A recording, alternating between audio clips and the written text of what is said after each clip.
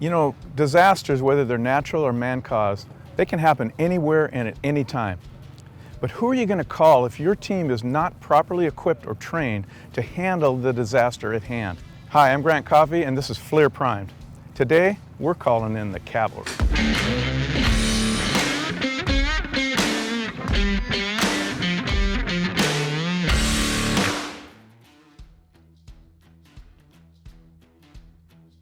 You know, civilian responders face many types of events and disaster scenarios. Becoming proficient with your SOPs, your equipment, and especially your training is an absolute must. But you know, many responders face the potential of an event that's just too large or too catastrophic to handle alone.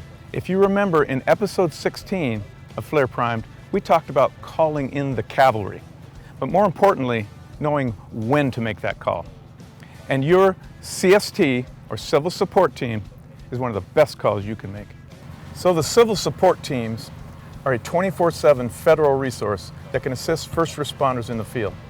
Well, today, I'm with Sergeant First Class Robert McCree. Yes, sir. Thank you for coming today. Thank you for having me. So I had a few questions I wanted to ask you today. You can tell us a little bit about Sure. the CST. First of all, just tell us a little bit about yourself.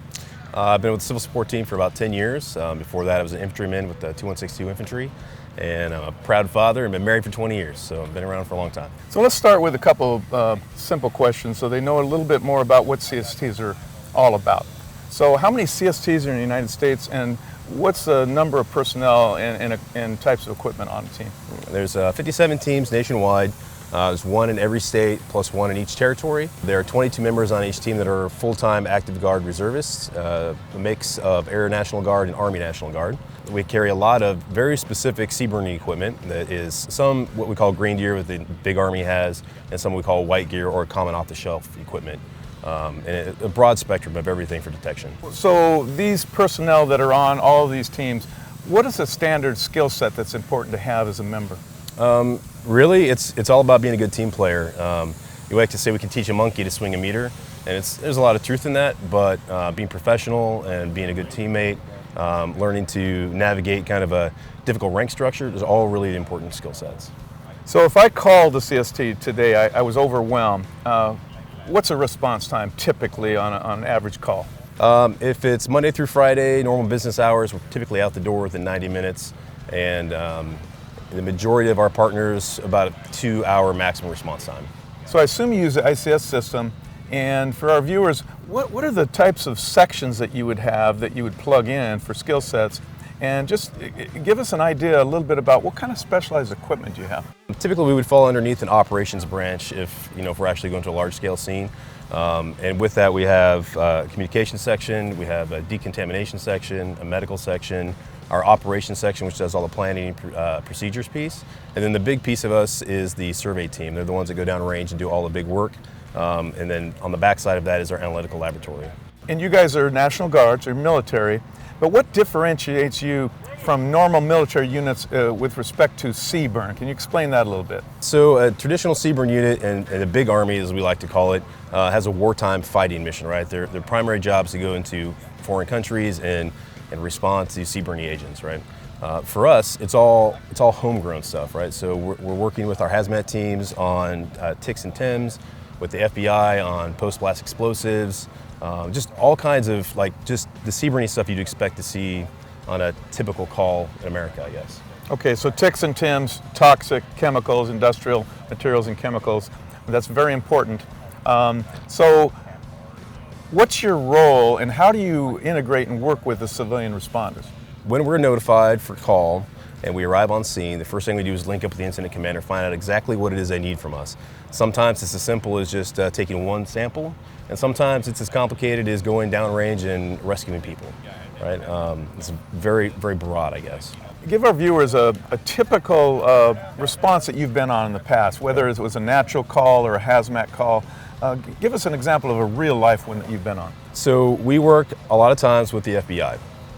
They're typically the agency that takes command on a WMD event of whatever origin it happens to be.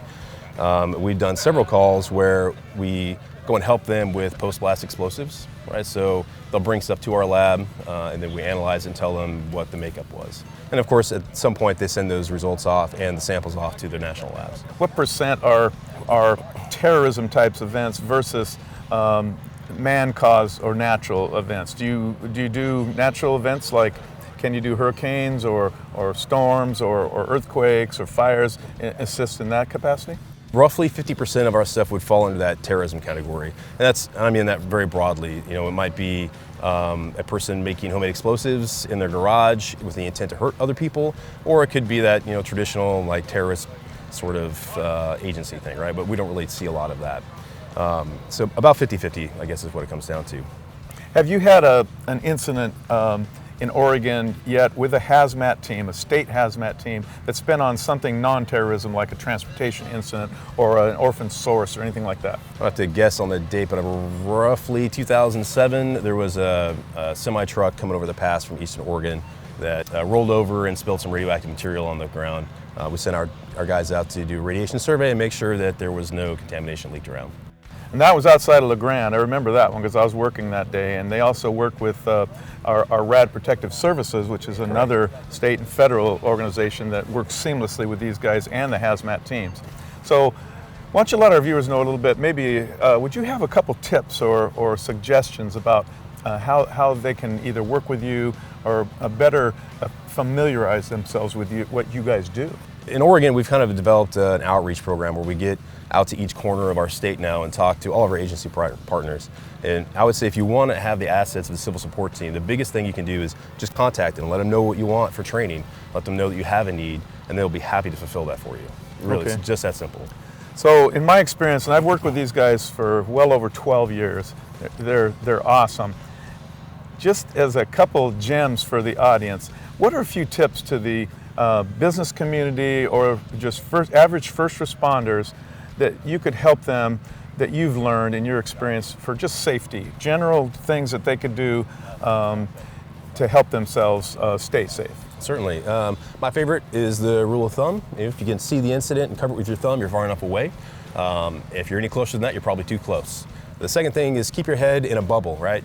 We like to say keep your head on a swivel and look around, but in the bubble is better. So you look around, look up, look down, be aware of your environment, know what's going on around you. Don't just get focused on the fire or the chemical that's right in front of you. Have a good understanding of the scene in its totality. Hey Rob, I sure appreciate your involvement. Thanks for answering some great questions, and I appreciate your service. Certainly, thank you. These guys, again, are 24/7 response assets that you can use for both responses and training. Get some great downloads and some links at FLIR.com/Prime. Thanks again for watching another episode of FLIR Prime.